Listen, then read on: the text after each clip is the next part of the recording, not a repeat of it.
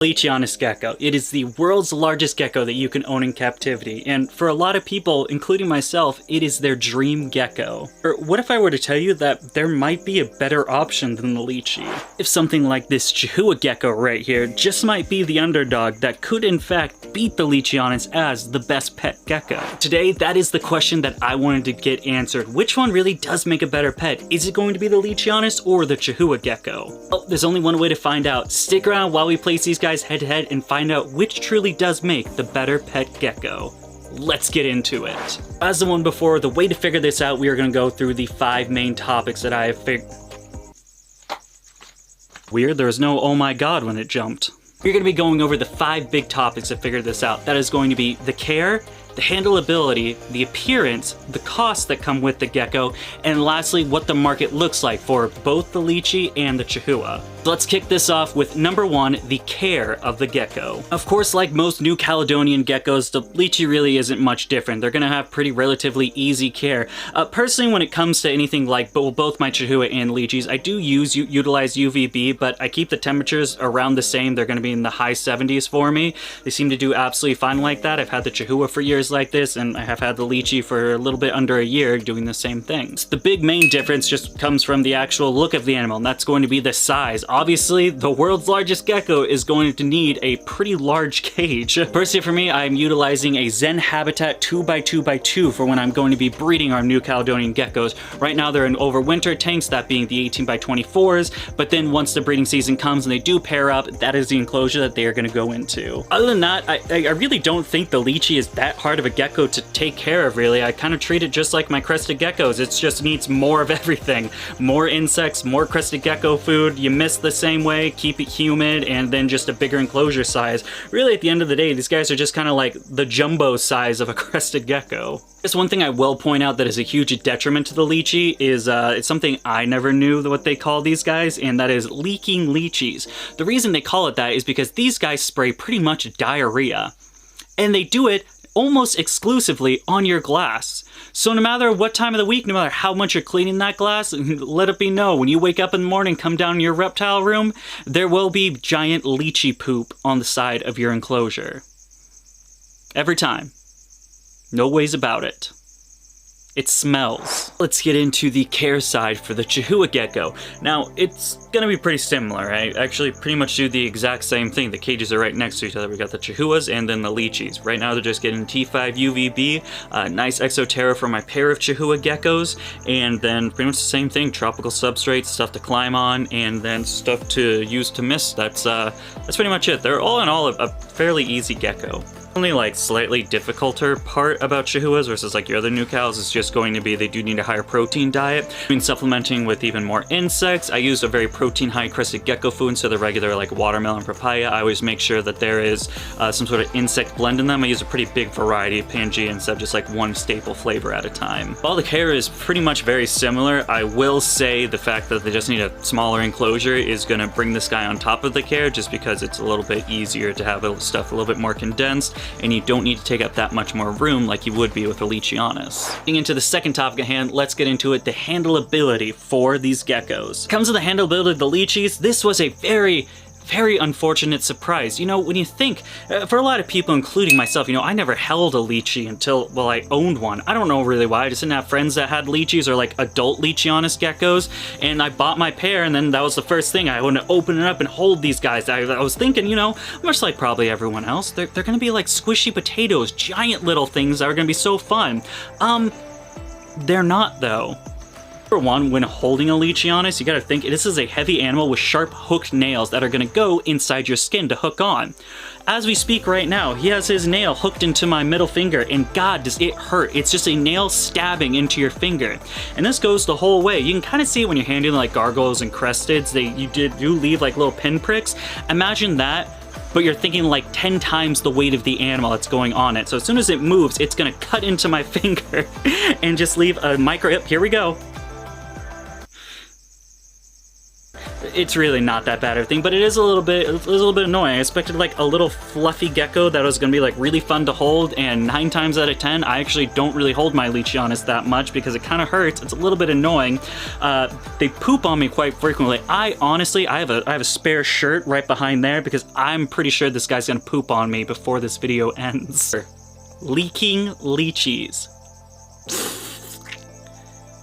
Not a good time. Overall, while it is an amazing animal, handling this animal is not very fun, at least from my experience. Maybe I gotta trim their nails and then it'll be like more fun, and then also like give it a diaper so it stops pooping on me, but what do you know? A big thing I do want to get into as well is Leachianuses are much like Tokays. They are very defensive animals. They're very territorial, I should say. Tokays are a little bit more on the defensive side, a little more on the fear-based side on that, whereas Leachianus are a lot more territorial and cage defensive.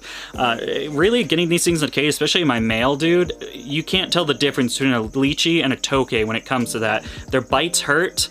They act just like Tokays until you get them out. My female is a little bit better at getting out of the cage, but my male, man, I wear gloves when I get the male out because he's kind of a pain in the butt. All in all, I don't really recommend holding Leachies. I do not think these are like a super great interactive pet. It could just be my personal experience. For other people, yep, there it goes, right out. Oh man. People, it could be great. I don't want you shitting on my shoulder. Sir? For other people, it could be great. My personal experience, not that fun. Now let's get into the handleability of the Chahoua gecko. I mean, right off the bat, the Chahoua is gonna win. Just take a look at this little guy.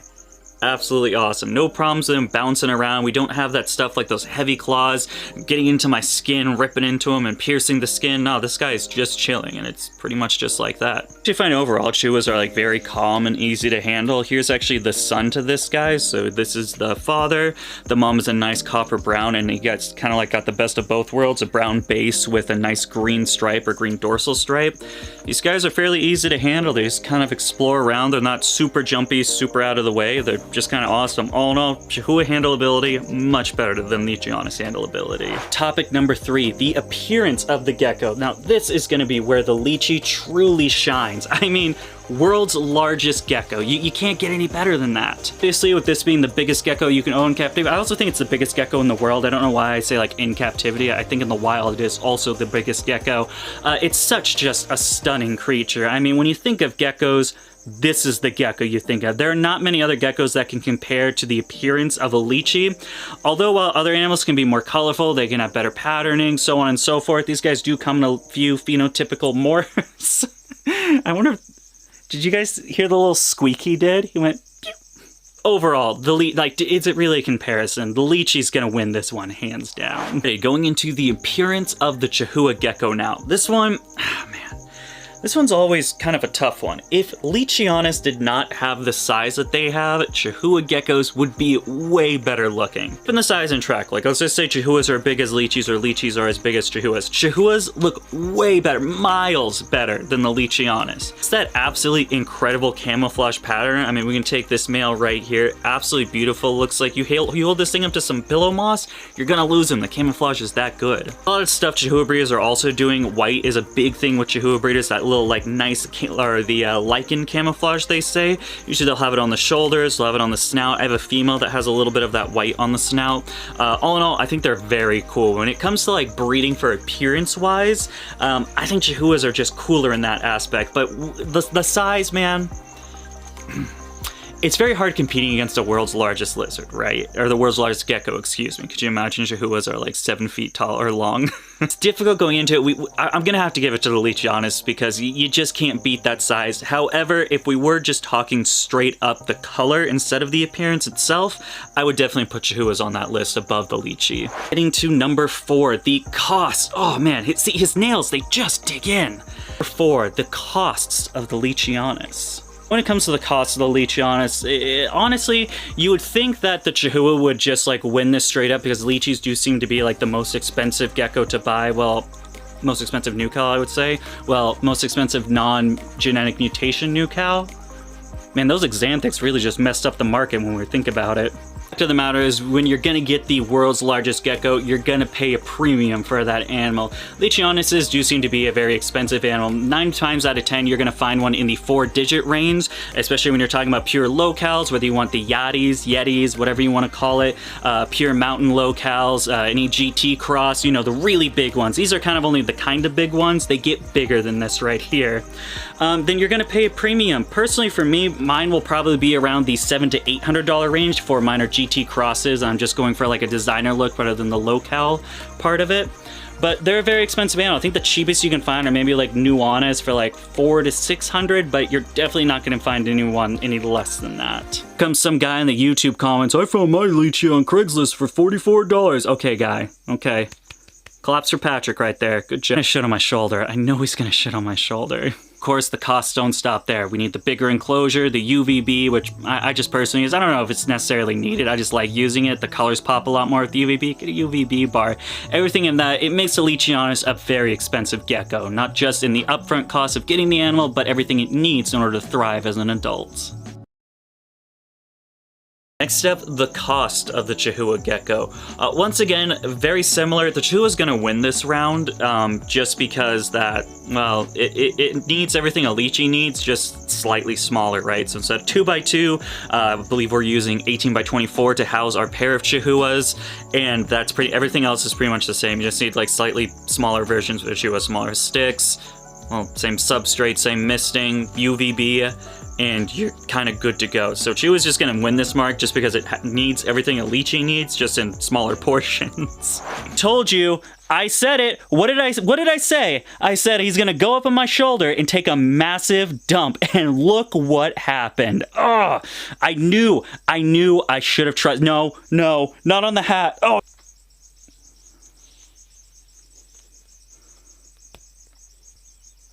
Sir, get off of my shirt. I can't. There we go. Alright, you win. Stardom's over. I'm putting you up. Fine, you guys win. I didn't actually have a shirt. It was a joke. I didn't really think it was gonna happen because I didn't think I was gonna put him on my shoulder, and now here we are. I was gonna just wrap this part up and then go grab a shirt, but I'm actually severely self-conscious about my body right now. Oh man, I'm actually gonna go through. I'll be back. Guys, it's bulking season. Why would I have abs right now in the dead of winter when I have to wear 3 layers of clothing to go outside? Alright, let's wrap this up. Open this bad boy up with number 5, the marketability of the Leachianus gecko. So the market of the Leachie gecko, it's pretty strong, I would say. There's quite a few people working with Leachies. Of course, everyone wants to work with the biggest gecko. That's not necessarily going to drive the price down because everyone wants one. The popularity is high and the supply is also pretty fair. Imagine you guys would run into any trouble trying to find a Leachie's. Of course, there's Morph Market, which, oh, that brings us to a good segue. That was a very nice segue for today's sponsor, Morph Market. For those of you guys that don't know what Morph Market is, allow me to explain. Market is a marketplace for the reptile lover. With over 65 different categories of reptiles, and from what I can only imagine of being hundreds of thousands of reptiles, no matter what it is that you want, Morph Market's gonna have it. Ball pythons, well, who really wants those though? Geckos, snakes, lizards, turtles, frogs, inverts, and now aquatics as well. That's right, you can get fish on a reptile marketplace app. Absolutely fantastic. Found out about Morph Market like, I don't know, 9 years ago or something. It has pretty much been the primary thing I use to buy reptiles. I would say probably like 99% of the time that I get a reptile in here, it's usually from finding it on Morph Market. I do love the app. I'm on it every day, much like millennials are on Zillow trying to find houses they can't afford. I'm on Morph Market trying to find geckos that I also can't afford. If you guys happen to have been under a rock and did not know Morph Market existed until right now, I have the link right down in the description. I'll take you to the Morph Market homepage where you can start getting addicted on going to that app every day. Right below it will be the link to my page on Morph Market where you can see all the geckos that I have available right now. Hint, hint.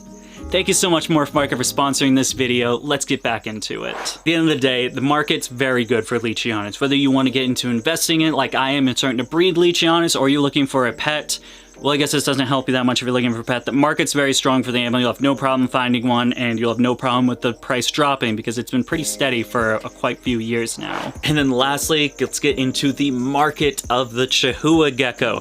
Now, funny enough, when I first really started getting into these guys, the Leachianis were like so expensive, and the Chahoua were like the next tier, right? It was pretty gradual. You could get a Crusty for a couple of hundred, or a Crusty for like 100. The Gargoyle would be like a couple of hundred. The Leachie, or the Chahoua, I'm sorry, would be like 4 or 5, and then the Leachies would be like 8, 1,000 up. However, as stuff has gone on, the Chahoua market seems to be getting like a little bit stronger and stronger. I feel like with so many people now getting into crested geckos and gargoyles, they want to kind of mix it up, get a little bit extra stuff, and that's where the Chahoua is going in because no one has money for the Leachies. When it comes to the market, it's not too far out from the Leachies. I used to say, like, if you don't want a Leachie, you'll buy a Chahoua, but at this point, they're pretty similar priced. The Chahoua will still be cheaper, but it's not like a crazy difference, right? It's not like you're getting a Chahoua for 300 and a Leachie's 1,000.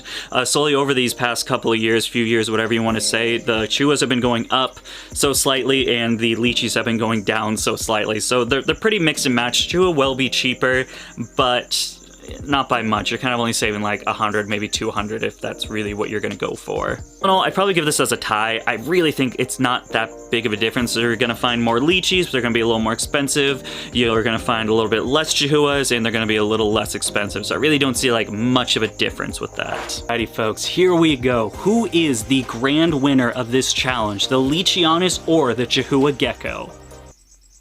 Was it ever really a competition? I mean, can really anything beat the Leachie? Say, while the Leachianis is, you know, it's gonna be the winner of this one. It just has so many pros, there's only a few cons. The Chahoua is still a great contender. If you're looking for an animal for a little bit of less money, but still you get that really cool appearance of a really awesome gecko, just not that size, which at the end of the day really is the big thing about a Leachie being a Leachie. The Chahoua is a great alternative, one I can't recommend enough. I absolutely love my Chewies. We have a pair that we've been breeding for a few years now, and we also have some grow outs right in here that we will be growing out for breeding over into 2024 and 2025. I'll be honest with you guys, after I got pooped on that Leachie, I kind of just left, and then the next day, I did the Chahoua part. I said the Leachie won in the clip you probably already saw or you're about to see. However, now doing the Chahoua part, I'm realizing the Chahoua probably should have won, but you really just can't say Chahuas are better pets than Leachies. I mean, I guess you can, but I would just, like, rather have a Leachie. If we're going by the schematics of what this video is, I think the Chahoua is gonna win. Maybe the Chahoua does make a better pet. I mean, it's a nicer pet. It's not gonna be so cage defensive or anything like that. It's nice to handle. It just sticks on you. It's not sharp. Maybe the Chahoua does win. Personally, I would take a Leachie over the two, but I don't know. Chahuas are also very cool. I think they're underrated, and I think either way, you're going to have a great time with whichever one you choose. If that wasn't enough competition for you guys, I highly recommend this video right here, or maybe you want to check out the brand new playlist that we've just made with the head-to-head competition for reptiles. As always, thank you guys so much for taking the time of your day to follow us over here at Dakota Blue Exotics. I will see you guys next time, but until then, goodbye.